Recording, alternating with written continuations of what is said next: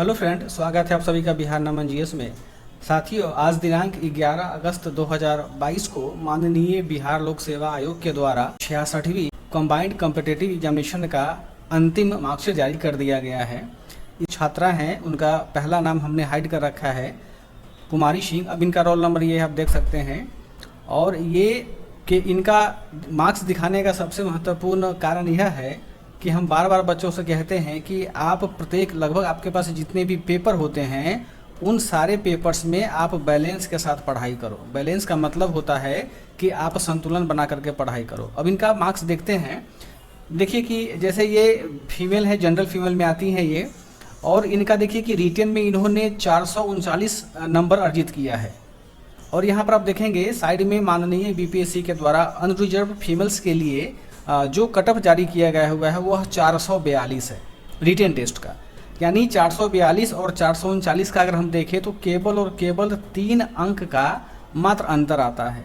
यदि इस स्टूडेंट को 3 अंक और आते तो यह मुख्य परीक्षा में उत्तीर्ण हो जाती।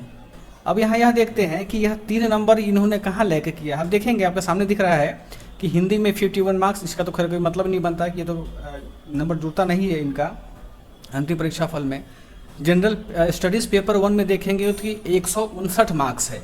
यदि इस 159 मार्क्स का हम तुलना करें तो देखेंगे कि यह लगभग 53% के आसपास ये अंक आता है। तो जो एक बीपीएससी मेंस के लिए काफ़ी हैंडसम नंबर कहा जा सकता है। हाँ, इसमें 159 है तो इसमें क्या है कि इसमें आप कम से कम 15 नंबर इसमें और लाया जा सकता था एक सामान्य बच्चे के लिए। तो हो सकता है कि इनका सेक्शन डीआई में कुछ वीक रहा हो या आईआर का सेक्शन वीक रहा हो। अब ये तो बच्चे ही जानेंगे। अब यहाँ सेकेंड पेपर में देखें जनरल स्टडीज़ पेपर 2 में कि इनका 114 नंबर आया हुआ है, यानी ये यही मार खा गई हैं। अब यहाँ पर आप देखेंगे कि 114 नंबर जो है वह बहुत ही कम नंबर आता है। यदि इसको हम प्रतिशत में देखेंगे तो यह केवल और केवल 38% मात्र आता है। जरा बताएं कि हमें 300 नंबर में किसी बच्चे को 114 नंबर आता है, इसका मतलब यह होगा कि इनका नंबर बहुत खराब आया है और इनकी जो अनुत्तीर्णता हुई है यह केवल और केवल जनरल स्टडीज़ पेपर 2 के कारण हुआ है। ज्योग्राफी का देखेंगे, इनका ज्योग्राफी ऑप्शनल विषय था, अपने यहाँ पढ़ाई की थी, टेस्ट भी दी थी। इनमें 166 अंक लाया इन्होंने, तो ये काफ़ी अच्छा नंबर कहा जा सकता है। हाँ, इसमें भी हम 15 से 20 नंबर और इसमें अधिक लाया जा सकता था यदि ये और स्मूथली लिखते और अच्छे से एक्सप्रेस करती तो। अब देखेंगे कि 166 नंबर जो होता है वह लगभग 55.3% के आसपास ये अंक लाता है। तो बहुत सुंदर नंबर है, ये हैंडसम नंबर भी कहा जा सकता है, इसको कम नहीं कह सकते हैं। सबको जोड़ के 439 नंबर, यानी हिंदी को छोड़ दिया है, बाकी 159, 114, 166 वो जोड़ करके इतना नंबर इसमें लाया गया है। अब देखते हैं कि यदि हम तीनों अंकों का यानी 159, 114 अगर तीनों का हम एवरेज देखते हैं, यानी अगर हम इसका औसत अंक देखते हैं तो इन औसत अंक में देखेंगे इसका नंबर आता है टोटल 48.76%। देखिए कितना सुंदर सा इसको एनालिसिस करना और समझना कितना ज़रूरी है कि आप जिसका एग्जामिनेशन दे रहे हैं उस एग्जामिनेशन में बच्चों का क्या नंबर आता है और बीपीएससी कितना नंबर दे रहे हैं और आप कितना डिजर्व करते हैं या करते हो, कितने नंबर से आपका सिलेक्शन होता है और कितने नंबर से पीछे रह जाते हैं। अब देखिए कि इनका औसत 48.76% आया है। और अगर बीपीएससी का यहाँ देखिए कट ऑफ देखिए आप अनरिजर्व फीमेल का, वो 442 है। इसको यदि हम 900 की तुलना में प्रतिशत निकालें तो यह 49% आता है। यानी अब यहाँ पर देखें इस स्टूडेंट का केवल और केवल यहाँ देखिए इन्होंने 49% बीपीएससी का कट ऑफ है और इनका आया 48.76%। अब आप देख लीजिए कि इनका मात्र केवल 0.24% से यह क्या हुई है, यह बच्ची मेंस में अनुत्तीर्ण हो गई है। देखिए कि जो सक्सेस बच्चे होते हैं उनका हर कोचिंग वाला, हर संस्थान प्रचार प्रसार करता है, लेकिन जो बच्चे असफल हो जाते हैं उनको क्यों असफल होते हैं, ताकि उनका मार्गदर्शन अगले बच्चों को मिले, इस पर बहुत कम लोग काम करते हैं। तो मेरा यह मानना है कि यदि इनकी असफलता हुई है तो आने वाले बच्चे आगे समय में किस कारण असफलता हुआ है या असफलता इन्होंने हासिल किया है उस पर वो काम करके सफलता को प्राप्त करें। हम लोग का शिक्षक के रूप में हम लोग का यही दायित्व होता है। अब देखें कि 0.2% जो होता है वह 0.2% वह होता है 3 अंक के बराबर।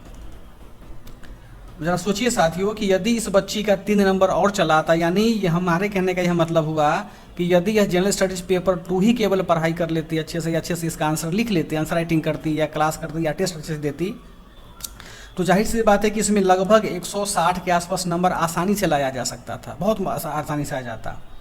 और बच्ची ये क्या होती है, इनको यह इस लड़की को रैंक के साथ बीपीएससी में इसका सिलेक्शन होता है। लेकिन इन्होंने क्या किया, जनरल स्टडीज पेपर 2 को ज़्यादा अच्छे से नहीं पढ़ा, नतीजा क्या हुआ कि नतीजा इनका खामियाजा भुगतना पड़ा इनकी असफलता से। हालांकि ये बच्ची हिम्मत नहीं हारी है, अभी भी प्रयास कर रही हैं और उम्मीद करते हैं कि इस बार इनका हो जाए और हो ही जाएगा इनका। अब यहाँ पे 2-3 केस और समझ लेते हैं, उसके बाद हम डिस्कस करते हैं कुछ और। अब देखिए, अब जैसे मान लेते हैं कि इस बच्ची का अगर 3 नंबर और चला आता, 3 नंबर अगर तो चला आता, तो ये क्या होती, ये 442 अंक ला करके मेंस क्वालिफाई तो कर जाती। लेकिन अब यहाँ पर देखेंगे कि मेंस और इंटरव्यू के बीच में माननीय बीपीएससी ने जनरल फीमेल के लिए 76 अंक का क्या रखा है, अंतर रखा है। तो हो भी सकता है कि यदि यह मेंस क्वालिफाई कर जाती तो इनका कम्युनिकेशन स्किल काफ़ी अच्छा है, इस कुमारी सिंह का, इसके पहले कुछ और नाम है, तो इनका स्किल बहुत अच्छा है बोलने में। तो हो सकता है कि इनको 80+ नंबर मिल जाए इंटरव्यू में, या यह भी हो सकता है कि इनको 60 नंबर भी मिल सकता है था इंटरव्यू में। यानी अगर यह 3 नंबर और अधिक लाती तो इनका सिलेक्शन फाइनल हो जाता है, यह भी तय नहीं है।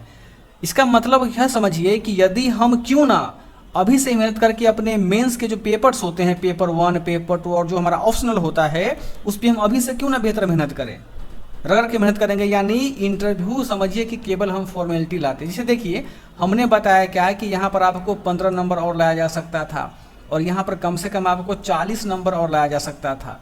40 + 55 हो गया, और यहाँ पे 10 नंबर आप और जोड़ लीजिए, लगभग कितना हो जाते हैं ये, 5 और 6 65, यानी 65 नंबर यह बच्ची चाहती तो और अपने मेंस में ला देती। अब जरा बताएं, यदि 65 नंबर यहाँ चला था और केवल 76 नंबर का मात्र अंतर है, यानी कि इसको तो 50 नंबर तो मिलना ही मिलना इंटरव्यू में है। यानी केवल यह मेंस के बदौलत इंटरव्यू में केवल अपीयर होती, कुछ भी जवाब नहीं देती, फिर भी यह बच्ची क्या होती, अच्छे रैंक के साथ क्वालिफाई हो जाती। तो साथियों, हमारा आप सभी बीपीएससी प्रतिभागी अभ्यर्थियों से यही कहना है कि आप पीटी पे फोकस करें, मेंस को बहुत अच्छे से पढ़ाई करें। यानी जब भी आपको वक्त मिलता है आप अपने राइटिंग स्किल को डेवलप करें, अच्छे संस्थान में प्रैक्टिस करें, और बीपीएससी के मानक के अनुसार जैसे उनका परिवर्तन होता जा रहा है अभी के सिनारियों में, वैसे आप पढ़ाई करें। और सबसे जरूरी बात होता है कि पेपर 2, पेपर 1 को अब आप ट्रेडिशनली तैयार नहीं कर सकते हैं। जितना आपके पास कम्युनिकेशन स्किल बढ़िया होगा, जितना आपके पास अंडरस्टैंडिंग स्किल बढ़िया होगा, उतना ही आप बेहतर पेपर 2 में या पेपर 1 में परफॉर्मेंस कर सकते हैं। पेपर 2 में होता क्या है जनरली कि बीपीएससी के द्वारा इस सेक्शन में केवल बिहार रिलेटेड क्वेश्चन पूछे जाते हैं, बच्चे तैयार करते हैं किसी अदर लेवल का। तो आपको अवेयर होना है कि आपको पेपर 2 को बिल्कुल बिहार के संदर्भ में पढ़ाई करना होगा। तो साथ ही हम लोग का यही कहना है कि अब आप अच्छे से पढ़ाई करें। आपके 67वीं का पीटी होने वाला है, कुछ 2-3-4 महीने में उनका मेंस भी हो जाएगा। अभी आने वाला ऑडिटर का मेंस है, आने वाला अभी एओ का मेंस हो जाएगा। तो जो भी बच्चे हैं, जो भी इस मेंस को देंगे या मेंस में अपियर होंगे, तो उनसे मेरा यही कहना है कि आप मेंस में बहुत अच्छे से अपने आप को तैयार करें, आपको निश्चित सफलता मिलेगी। और बिहार नमन की शुभकामनाएं आप सबको साथ में है। बहुत बहुत धन्यवाद।